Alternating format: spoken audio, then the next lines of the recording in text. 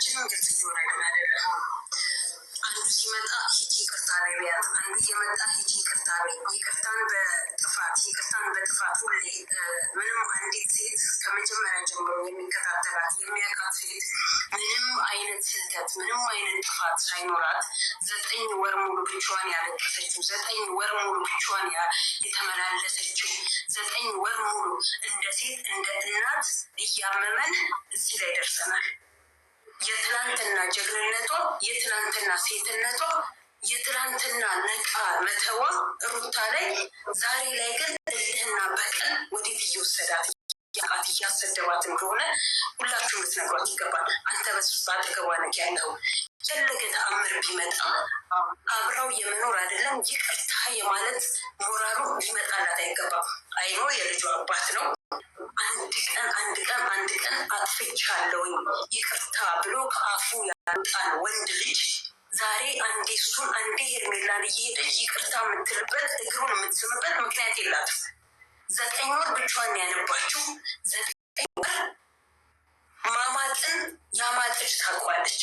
በሞትና በህይወት መካከል ላይ ሆና 2 ነፍስ ሆና ብቻዋን ያምሂጅ ያኔ ሲላት ስትሄድ ስትመላለስ የነበረች ሴት እያየች እንዳላይ እኔ በሆን በዛን ሰዓት ላይ እርጉዝ አብርሃም እንዲህ እያደረገብኝ ቢሆን ወይ ውሃ ደፋበታለሁ የፈላዋ ቲጂ ሞዴሬተር አለሻ ኑዊት አርጊ ከታች ያሉ ወይ ወይም ደግሞ አናቱን ለሁለት በርግጬ እገላግለዋል። እሱንም እሷንም ከርቸሌ ሊገቡ አስደርጋል። ሚላንም አብርሃምንም አቤልንም ብሩክንም ከርቸሌ እንዲማቅቁ የምታደርግ ሴት ነበረች።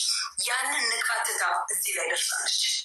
ዛሬ እዚህ ላይ ከደረሰች በኋላ እንደገና ራሷው ተበድላ ራሷው አልቅሳ ራሷው ተጨንቃ ራሷ ያንን ሁሉ የሴትነት ቻሌንጆች አልፋ ዛሬ ላይ ደግሞ መልሳ ይቅርታ እያለች አልፈልግም ውጭልኝ እያላት እየሄደች ዛሬ ላይ አልፈልግሽም ልጄንም አላየውም ብሎ ሞዴሬተር አለሽ ኑዊት አድርጊያቸው ሀይ እንደዛ ራሱ መጥቶ ይቅርታ ብሎ ማለት ሰውን የመሰለ ልጅን የመሰለ በልጅነቱ ብዙ ነገሮችን አሳልፋ የሰጠችውን ልጅ እኮ ነው በየቦታው እንድትናቅና በየቦታው ሴት ልጅ እንዳትከበር ሴት ልጅ እንድትናቅ እሱ ሁሌ ተፈላጊ ነው። ሴቶች እየሄዱ ወድሃለሁ አፈቅርሃለሁ ይሉታል። እዛም ይሄዳል።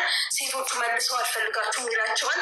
እሱ ማን ነው? ለምንድነው ራሳቸውን የሚያስንቁት? ለምንድነው ራሳቸውን ለሌላው ምን አይነት የቆሸሸ መልእክት እያስተላለፉብን ያሉት? ትውልድ ፍቅርን እንዲፈራ፣ ትውልድ ትዳርን እንዲጠላ አንድ ወንድ ልጅ እንዴት አምኜ ሴት ልጅ ይዛለሁ፣ አንዲት ሴት ልጅ እንዴት አምኜ ወንድ ልጅ ይዛለሁ እያሉ የማይሆን መልእክት እያስተላለፉ ነው ያሉት።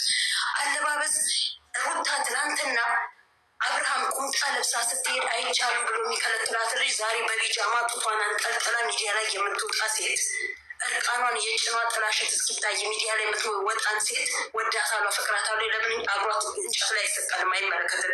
ግን በእንደዚህ አይነት አለባበሷ ብዙዎች የእሷን አለባበስ ተመችቷቸው እንዲሄዱ ብዙዎች ከዚህ በፊት አዋርድ ሲሸለም እኮ ያችን ጡቷን ብቻ አሳይታ ስትሄድ የነበረችው የታሰረችው እኮ እንዲህ አይነት እንደ ሄርሜላ አለባበስ ለብሳ ነው። እርቋኗን ሚዲያ ላይ ወጣ። ሄርሜላ ለትውልድ ምን አይነት አለባበስ ነው የምታስተምረው? ምን አይነት ስርዓት ነው እያስተማሩ ያሉት? የማይሆን ነገር ሩታ ወደ ራሷ ትመለስ። ኤፍሬም በዛም አለ በዚህም አለ እንደው በእንጨት እንዲያነካው ምን ሩታን ቦና አብርሃምን አይደለም ይቅርታለው አጠገቡ በእንጨት አነካው።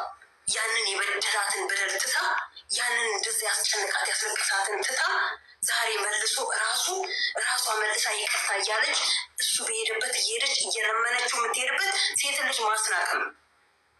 አለቀ። ልጅ ወልዳለች። ልጇን ይዛ በስርዓት ማስቀጠል ትችላለች። ብዙ ጊዜ ዩቲዩብ ላይ ሰራለኝ። ብዙ ጊዜ ላለኝ እኔ የሰዎችን ምክር አለመስማት፣ ሰዎችን መናቅ፣ ሰዎችን አይመለከታችሁ ማለት ሰዎች ከእሷ ጎን እኮ ሲቆሙ ለእሷ ብለው ነው እንጂ አውቀናት አይደለም። ገባህ? አውቀን አይደለም። ግን እንደ ሴት እንደ እናት ያለፈችበት እያሳለፈች ያለችው ነገር ስለሚያመን ስለሚሰማን ነው የምንጮህላት።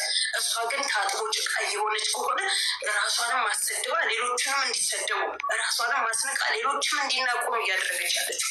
አብርሃም እየተለመነ እንዲኖር ሌሎች ወንዶች እየተለመኑ ሴቶች እየለመኗቸው እንዲኖሩ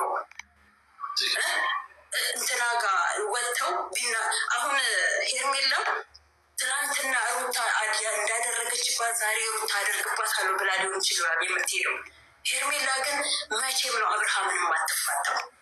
እሱ አስደርጋበት ተደርጎባት የሚሆን የምናውቀው ነገር የለም። በሌላ ርዕስ ሁሌ ሌላ አዳዲስ አጀንዳ እያመጡ ሰው ህይወትን እንዲጠላ እኔ ብዙ ላይፍ ስገባ በራሴ ብዙዎች እኔ ህይወትን ጠላሁ፣ እኔ ሴትን ማመን ከበደኝ፣ እኔ ወንድ ልጅ ፈራሁ፣ ትዳር እንዴት አድርጌ ነው የምመራው፣ ትዳር እንዴት አድርጌ ነው የምገባው፣ ለመውለድ ከማንም መንገደኛ ወልዳለሁ የሚል እኮ ትውልድ እያፈራን ያለ። ከዚህ በለጠ ምን ያስተምሩ? ምንድን ነው እያደረጉ ነው ያለው? ለምንድነው ማቆም ያልቻሉት? ለምን ደግሞ አይበቃቸው? ትናንትና ሜሮን ከና አብርሃም ጋር ነበረች፣ ዛሬ ደግሞ ተገልብጣ ሌላ ነገር እያደረገች ነው ያለችው። ለምንድን ነው የሆነ መስመር ሌላ ርዕስ የማይኖራቸው? ለምንድን ነው ከእንደዚህ አይነት ሀሳብ ወጥተው ከእንደዚህ ሁሉም በየግላቸው መጥተው የየግላቸውን ሀሳብ ይዘው የማይተራረቡ ሴቶቹ ራሳቸው ኮንፊደንስ እንዳይኖራቸው የሚያደርጉት? ለምንድን ነው? እስከ መቼ ድረስ ነው በዚህ የሚገኘው? የቡታጅራ ሰዎች ምንድን ነው የሚጠብቁት? ምንድን ነው አላማችሁ? እናንተ ወንዶች ናችሁ። ለምንድነው ሌሎች ወንዶች እናንተ ጋር የማይመጡት? ሴቶች ራሳችሁን ስለማታስንቁ፣ ራሳችሁን ስለምታከብሩ፣ ሴቶቹ ራሳቸውን አዋርደው እናንተ ጋር ሲመጡ ክብር